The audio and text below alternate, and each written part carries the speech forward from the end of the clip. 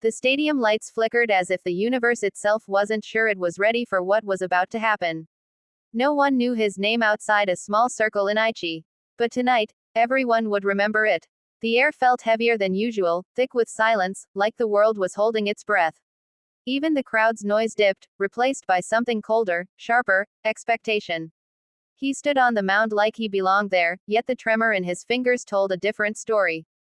A 21-year-old kid, a first-round pick many doubted, suddenly thrown into the biggest stage of his young life. No one expected dominance. They expected nerves, breakdowns, cracks. Instead, the moment he gripped the ball, something shifted, the quiet transformed. You could feel it before you saw it. The first pitch screamed past the batter before the hitter even finished his swing. The stadium gasped, a ripple bursting through tens of thousands at once. That sound, the collective shock, was the prophecy of what was coming. Coaches exchanged cautious looks. Scouts straightened in their seats.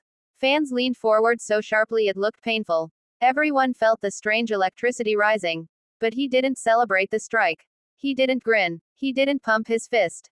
No, he just walked back to the mound, head down, as if saving emotion for later. The second strikeout came faster. The third was cruel. And by the time he destroyed the side, people weren't cheering anymore, they were whispering. Who is this kid? How did we not see this coming? Why did the Dragons choose him alone? The second inning was worse, or better, depending on who you were. Hitters looked terrified. Veteran batters, men with years of trophies and highlight reels, swung hopelessly at breaking balls that vanished midair like illusions. Every time the umpire shouted, "Strike," his voice cracked slightly, betraying his disbelief. Each pitch told a story. Not of raw power, but resolution. Joy, pain, hours no one saw, nights alone in cheap indoor cages. Dreams that refused to die. By the fourth inning, he had already tied his career high in strikeouts. By the fifth, he had set a new record. By the sixth, people weren't asking if he would slow down. They were asking how far he would go. Chunichi fans held their breath with every pitch like a ritual. Some clutched team towels so tightly their knuckles turned white.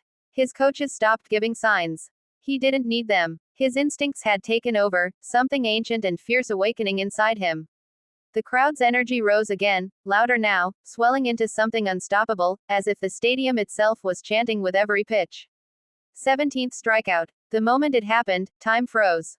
The batter's knees buckled. The catcher barely held onto the ball as it snapped into his glove. The umpire delayed for half a heartbeat, and then punched the air.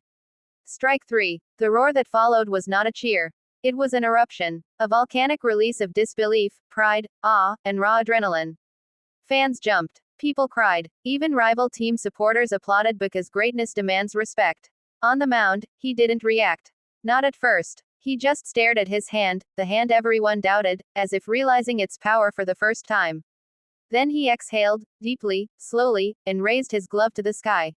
Somewhere in the stands, a little boy wearing a dragon's cap mimicked the gesture, believing he had just witnessed the birth of his hero. Commentators struggled for words. They replayed the strikeout, over and over, trying to understand the physics of pitches that shouldn't exist. Analysts flipped through scouting reports that suddenly looked embarrassingly wrong. Not enough velocity. Raw mechanics. Uncertain. Ceiling. All lies now. All obsolete. Tonight, he rewrote his own story. And as he walked off the mound, the crowd didn't just cheer. They chanted his name, loudly, proudly, for the first time. But what shook everyone most wasn't the 17 strikeouts. It wasn't the dominance. It wasn't even the historic performance. It was the expression on his face. Calm, steady, unmoved, as if he already knew he was capable of this long before anyone else did. As if tonight wasn't a miracle but an overdue introduction. Only one question remained, whispered by fans, reporters, coaches, and rivals alike. Why was he the only one chosen? Because sometimes a team doesn't draft a player. It chooses a destiny, a spark, a future, a legend in the making. And on this night, under the brightest lights and the deepest pressure, a 21-year-old kid stood tall and proved that the Dragons didn't choose wrong. They chose right, unquestionably, undeniably, unforgettably. And as he left the field, the stadium still vibrating from the echoes of his greatness, one thing became clear. This wasn't the story of a single game. It was the beginning of an era. The rise of a pitcher who refused to be ordinary. The birth of a new symbol for Dragons fans. A reminder that sometimes, the world's most extraordinary talents come from the quietest shadows. And tonight, under the roar of thousands, he stepped into the light, forever.